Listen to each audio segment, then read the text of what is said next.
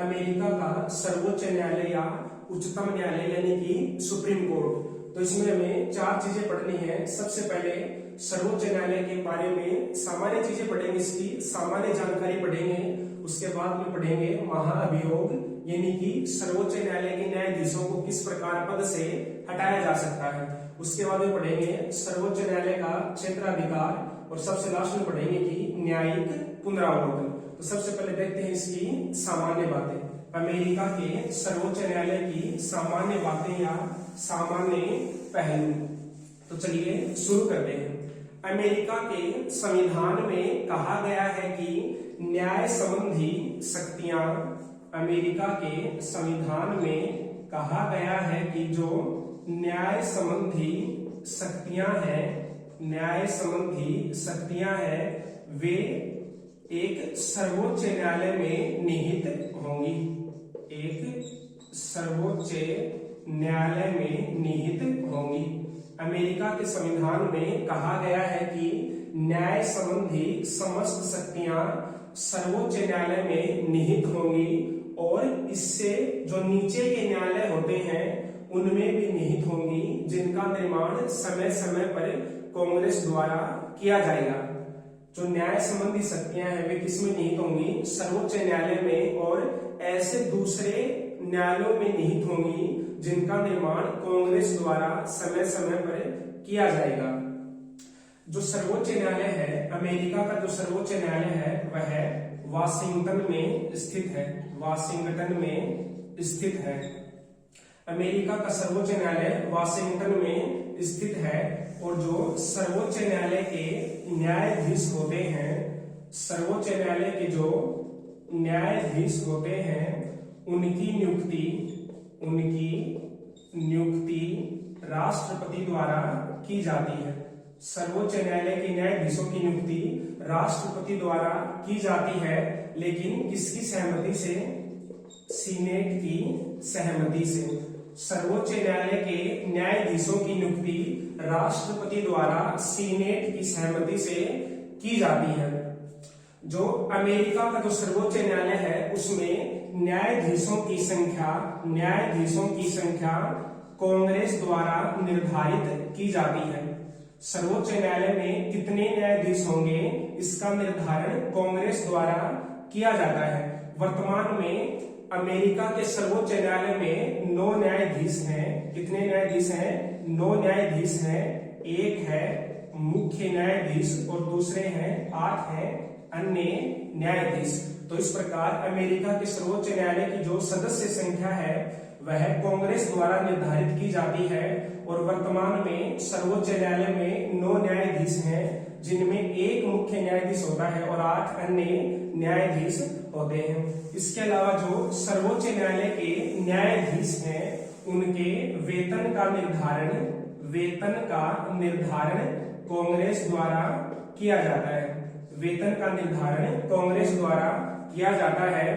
और जो इनके सदस्यों का कार्यकाल होता है वह आजीवन होता है।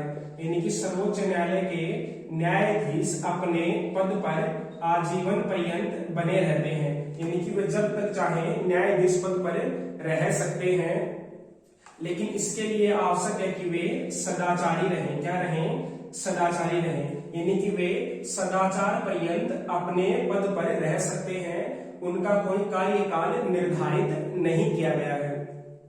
केवल ये तभी हट सकते हैं जब ये अपनी इच्छा से त्यागपत्र दे दें। न्यायाधीश तभी हट सकते हैं जब वे अपनी इच्छा से त्यागपत्र दे दें, या फिर जो कांग्रेस है अमेरिका की वह महाअभियोग द्वारा इनको पद से हटा दे। महाअभियोग द्वारा पद से हटा दे। तो यह हो गई अमेरिका के सर्वोच्च न्यायालय की सामान्य जानकारी। अब देखते हैं महाअभियोग की प्रक्रिया। महाअभियोग की प्रक्रिया। महाअभियोग जो अमेरिका के सर्वोच्च न्यायालय के न्यायाधीशों को कांग्रेस महाअभियोग द्वारा हटा सकती है। कांग्रेस महाअभियोग द्वारा हटा सकती है। अब देखते हैं कि महाअभियोग कैसे लगाया जाता है। तो जो महाअभियोग का प्रस्ताव है वह सबसे पहले प्रतिनिधि सभा में आता है। प्रतिनिधि सभा में आता है, जो प्रस्ताव है, जो न्यायाधीशों को हटाने का प्रस्ताव है, वह सबसे पहले प्रतिनिधि सभा में आता है। यदि प्रतिनिधि सभा इस प्रस्ताव को अपने 2/3 बहुमत से पारित कर देती है तो यह प्रस्ताव प्रतिनिधि सभा से पारित मान लिया जाता है। जो न्यायाधीशों को हटाने का जो प्रस्ताव है, यानी कि जो महाअभियोग प्रस्ताव है, वह सबसे पहले प्रतिनिधि सभा में आता है, फिर प्रतिनिधि सभा उसे 2/3 बहुमत से पारित करती है। इसके बाद यह प्रस्ताव सीनेट के पास जाता है और सीनेट इसकी जांच करती है। इस प्रस्ताव की जांच सीनेट द्वारा की जाती है और अगर यदि सीनेट भी इस प्रस्ताव को 2/3 बहुमत से पारित कर देती है तो महाअभियोग प्रस्ताव को दोनों सदनों से पारित माना जाता है और जो न्यायाधीश होता है, जिस न्यायाधीश के खिलाफ यह महाअभियोग प्रस्ताव पारित किया गया है, वह न्यायाधीश अपना त्याग पत्र दे देता है या उसे पद से हटना पड़ता है। तो यह हो गई महाअभियोग की प्रक्रिया, यानी कि महाअभियोग सबसे पहले प्रतिनिधि सभा में आता है, वहां से 2/3 बहुमत से पारित होता है। उसके बाद सीनेट जांच करती है, सीनेट के पास जाता है और सीनेट अगर यदि इस प्रस्ताव को 2/3 बहुमत से पारित कर दे तो फिर न्यायाधीश को अपने पद से हटना पड़ता है। तो यह हो गया महाअभियोग की प्रक्रिया, यानी कि कांग्रेस न्यायाधीशों को किस प्रकार पद से हटा सकती है। देखते हैं सर्वोच्च न्यायालय का क्षेत्राधिकार। सर्वोच्च न्यायालय का क्षेत्राधिकार, तो सर्वोच्च न्यायालय का क्षेत्राधिकार 2 प्रकार का होता है। पहला है प्रारंभिक क्षेत्राधिकार, प्रारंभिक क्षेत्राधिकार, प्रारंभिक क्षेत्राधिकार, और दूसरा है अपीलीय क्षेत्राधिकार, अपीलीय क्षेत्राधिकार, अपीलीय क्षेत्राधिकार। तो सबसे पहले देखते हैं कि प्रारंभिक क्षेत्राधिकार क्या होता है। सबसे पहले देखते हैं प्रारंभिक क्षेत्राधिकार। तो प्रारंभिक क्षेत्राधिकार के अंतर्गत ऐसे मामले आते हैं जो केवल सुप्रीम कोर्ट में, यानी कि जो केवल सर्वोच्च न्यायालय में ही सुने जा सकते हैं या जिनकी सुनवाई केवल सर्वोच्च न्यायालय में ही हो सकती है। प्रारंभिक क्षेत्राधिकार के अंतर्गत ऐसे मामले आते हैं जिनकी सुनवाई केवल और केवल सर्वोच्च न्यायालय में ही हो सकती है। इसके अंतर्गत 2 तरीके के मामले आते हैं। इसके अंतर्गत 2 तरह के मामले आते हैं। पहला, ऐसे मामले जो राजदूतों से संबंधित हो, राजदूतों से संबंधित हो या फिर मंत्रियों से संबंधित हो, मंत्रियों, वाणिज्य दूतों, वाणिज्य दूतों और विदेशी प्रतिनिधियों, विदेशी प्रतिनिधियों, यानी कि ऐसे मामले जो इनसे संबंधित होते हैं। इन जो ये 5 हैं, राजदूत, मंत्री, वाणिज्य दूत और विदेशी प्रतिनिधि, जो भी मामले इनसे संबंधित होते हैं वे सभी मामले सर्वोच्च न्यायालय द्वारा सुने जाते हैं और वे प्रारंभिक क्षेत्राधिकार के अंतर्गत आते हैं। इसके अलावा जो अमेरिकी संघ है, अमेरिकी संघ है या फिर जो अमेरिकी संघ के जो राज्य हैं उनसे संबंधित कोई भी मामला आता है तो वह प्रारंभिक क्षेत्राधिकार के अंतर्गत आता है। यानी कि 2 प्रकार के जो मामले हैं ये प्रारंभिक क्षेत्राधिकार के अंतर्गत आते हैं और इन पर सुनवाई केवल सर्वोच्च न्यायालय ही कर सकता है। यह हुआ प्रारंभिक क्षेत्राधिकार। अब दूसरा होता है अपीलीय क्षेत्राधिकार, अपीलीय क्षेत्राधिकार, अपीलीय क्षेत्राधिकार। तो इसके अंतर्गत ऐसे मामले आते हैं जो सर्वोच्च न्यायालय से जो नीचे के न्यायालय होते हैं, जो संघीय न्यायालय होता है या सर्वोच्च न्यायालय होता है, इससे जो नीचे के न्यायालय होते हैं उनके निर्णयों के विरुद्ध अपील कहां पर की जाती है? सर्वोच्च न्यायालय में की जा सकती है। जो नीचे के न्यायालय होते हैं, जो राज्यों के उच्च न्यायालय होते हैं, उनके जो निर्णय होते हैं उनके विरुद्ध अपील सर्वोच्च न्यायालय में की जा सकती है। ऐसे मामले अपीलीय क्षेत्राधिकार के अंतर्गत आते हैं। अपीलीय क्षेत्राधिकार भी 2 प्रकार का होता है। पहला है अनिवार्य क्षेत्राधिकार, अनिवार्य क्षेत्राधिकार, और दूसरा है ऐच्छिक क्षेत्राधिकार, अनिवार्य क्षेत्राधिकार और दूसरा है ऐच्छिक क्षेत्राधिकार। तो अनिवार्य क्षेत्राधिकार के अंतर्गत ऐसे मामले आते हैं जो सर्वोच्च न्यायालय द्वारा सुने जाने आवश्यक हैं। अनिवार्य क्षेत्राधिकार के अंतर्गत ऐसे मामले आते हैं जो सर्वोच्च न्यायालय द्वारा सुने जाने आवश्यक है या जिन पर सर्वोच्च न्यायालय आवश्यक रूप से सुनवाई करता है।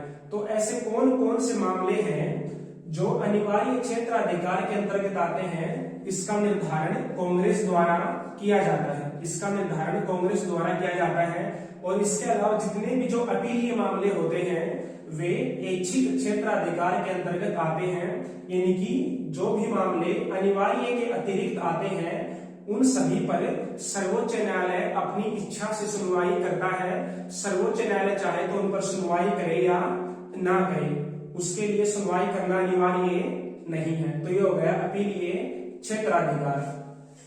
अब जो तीसरा है वो है न्यायिक पुनरावलोकन की शक्ति। न्यायिक पुनरावलोकन की शक्ति। न्यायिक पुनरावलोकन की शक्ति। न्यायिक पुनरावलोकन की शक्ति। तो अमेरिका के संविधान में कहीं भी न्यायिक पुनरावलोकन शब्द का उल्लेख नहीं किया गया है। अमेरिका के संविधान में कहीं भी न्यायिक पुनरावलोकन शब्द का उल्लेख नहीं किया गया है। न्यायिक पुनरावलोकन की शक्ति के आधार पर जो सर्वोच्च न्यायालय है वह संविधान का संरक्षक बन गया है। संविधान का संरक्षक बन गया है। और सर्वोच्च न्यायालय का जो मुख्य कार्य होता है वह होता है संविधान की व्याख्या करना। संविधान की व्याख्या करना। संविधान की व्याख्या करना। जो न्यायिक पुनरावलोकन की शक्ति है सर्वोच्च न्यायालय की, उसके अंतर्गत सर्वोच्च न्यायालय संविधान का संरक्षक है और वह संविधान की व्याख्या करता है। अब देखते हैं कि न्यायिक पुनरावलोकन क्या होता है। तो जो केंद्र सरकार होती है अमेरिका की, यानी कि जो संघीय सरकार है, संघीय सरकार है या फिर जो राज्य सरकारें हैं, उनके द्वारा बनाए गए कानूनों की, जो संघीय सरकार या राज्य सरकारें हैं उनके द्वारा बनाए गए कानूनों की संवैधानिकता की, कानूनों की संवैधानिकता की सर्वोच्च न्यायालय द्वारा जांच करना और अगर ऐसे कानून संविधान के विपरीत हैं, यानी कि संविधान के खिलाफ हैं, तो उनको रद्द कर देना या असंवैधानिक घोषित कर देना न्यायिक पुनरावलोकन कहलाता है। जो भी संघीय सरकार होती है, जो राज्य सरकारें होती हैं, अगर वे कोई ऐसा कानून बना दें जो संविधान के खिलाफ है, संविधान के अनुसार नहीं है, तो सर्वोच्च न्यायालय ऐसे कानूनों को रद्द या असंवैधानिक घोषित कर सकता है।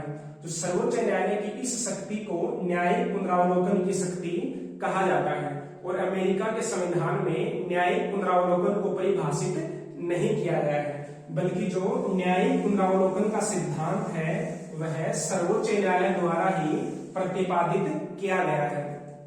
1803 में अमेरिकी सर्वोच्च न्यायालय में एक मामला आया था जिसको बोलते हैं मारबरी बनाम मेडिसन विवाद। मारबरी बनाम मेडिसन विवाद। मेडिसन विवाद। और इस विवाद में या इस मामले में जो एक न्यायाधीश थे जिनका नाम था मार्शल, तो मारबरी बनाम मेडिसन मामले में न्यायाधीश मार्शल ने न्यायिक पुनरावलोकन का सिद्धांत दिया था। तो इस प्रकार जो न्यायिक पुनरावलोकन की शक्ति है, जो न्यायिक पुनरावलोकन का सिद्धांत है, वह अमेरिका के संविधान में नहीं लिखा गया है, बल्कि सर्वोच्च न्यायालय द्वारा ही इस मामले में प्रतिपादित किया गया था। तो यह हो गया अमेरिका का सर्वोच्च न्यायालय। अब जो न्यायिक पुनरावलोकन है इसके कुछ महत्व भी होते हैं, इसकी कुछ समस्याएं भी होती हैं, तो वो फिर एक अलग से वीडियो में देखेंगे। यहाँ पर सिर्फ इतना ही पढ़ेंगे। तो ये हो गया अमेरिका का सर्वोच्च न्यायालय।